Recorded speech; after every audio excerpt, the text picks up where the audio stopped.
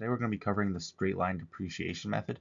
This is one of the more common and simple methods out there to use, and that is why it is pretty common. So it basically spreads the cost of an asset evenly over the asset's useful life. This will make some more sense when we walk through an example, so that's why we'll go right into an example after this slide right here. So in other words, the exact same amount is depreciated each year for the entire useful life of the asset. So this is an important formula that we're going to use to calculate the annual depreciation. So first we'll go over what each of these means. So the cost of the asset, that's just going to be like the book value or the purchase price of the asset. In other words, it's what the company originally paid to acquire the asset. So that is the cost of the asset. The salvage value, or sometimes it's known as the residual value, that is basically the estimated value of the asset at the end of its useful life. So whatever the company expects to recover when it is either sold or traded in or scrapped, whatever they expect to recover at the end is known as the residual value or the salvage value of that asset. And the useful life, this is basically just how long the asset is expected to provide value to the business. And for this example, we're just going to assume this is measured in years. Now let's go over an example. XYZ company buys a packaging machine for $50,000. The machine is expected to last 5 years and has a salvage or residual value of $5,000 at the end of its useful life. Part 1 asks, calculate the annual depreciation expense using the straight line method.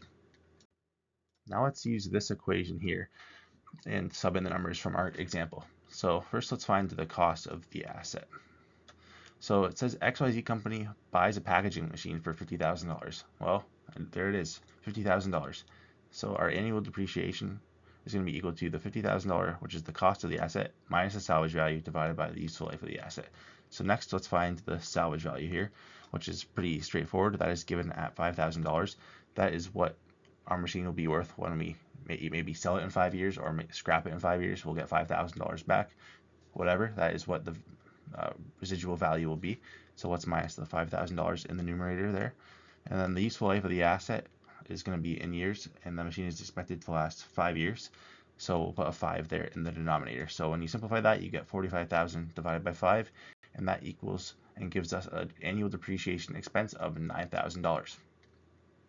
Part 2 of this question asks us, what is the book value of the packaging machine at the end of year 4?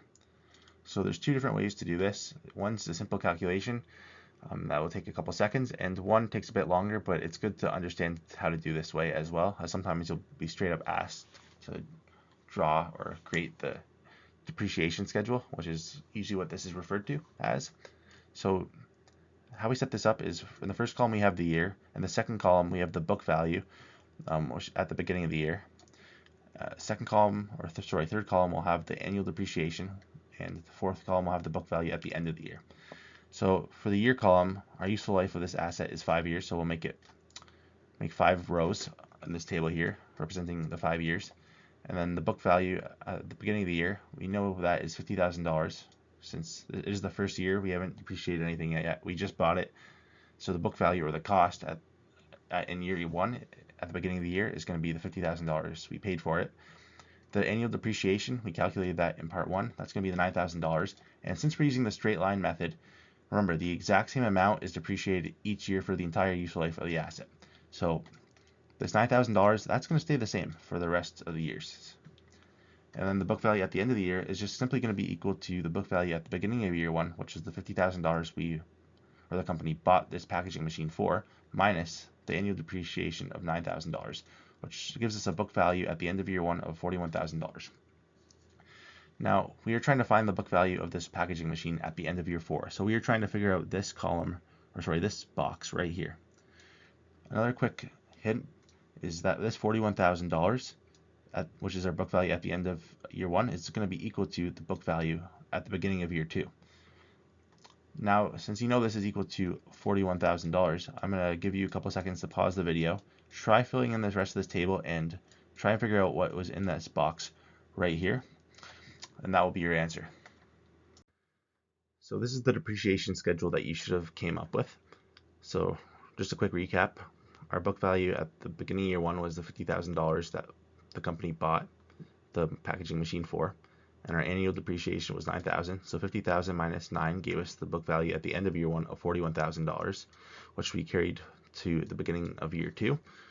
Then we took away $9,000, which is again our annual depreciation. That gave us a book value at the end of year 2 of $32,000, which we carried to the beginning of year 3, minus $9,000, which gave us a book value at the end of year 3 of $23,000. $23,000 again, we carried to the beginning of year 4, minus the $9,000, and that gives us a book value at the end of year 4, which is what we were trying and asked to solve for, of $14,000. And then you'll notice that when we carry that $14,000 to the beginning of year 5, we minus $9,000, and then we are left with, after this asset's useful life, which is again the end of the 5 years, we're left with the $5,000, which is equal to the salvage value of this asset. So if you got $14,000, you did this correct. Now we didn't need this table to solve this. What we could have done is taken just the book value, which is at the beginning of year 1, or the cost of the asset of $50,000, and subtract from that our annual depreciation times 4. So it is 4 because we were trying to find the book value at the end of year 4. So 50,000 minus the 9,000 times 4 is 50,000 minus 36,000, which gives us the same answer as 14,000. So what we effectively did was take this $50,000 and subtract from it the 4 years of depreciation. So the total of this box right here of depreciation is 36,000. That's where we got that number.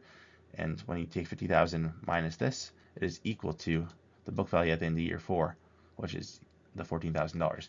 Now I recommend the first couple times making this table and depreciation schedule, but as you get more comfortable, you can just quickly use this and you'll get better at doing these types of questions, and you can just do stuff like that unless it specifically asks you to create the depreciation schedule.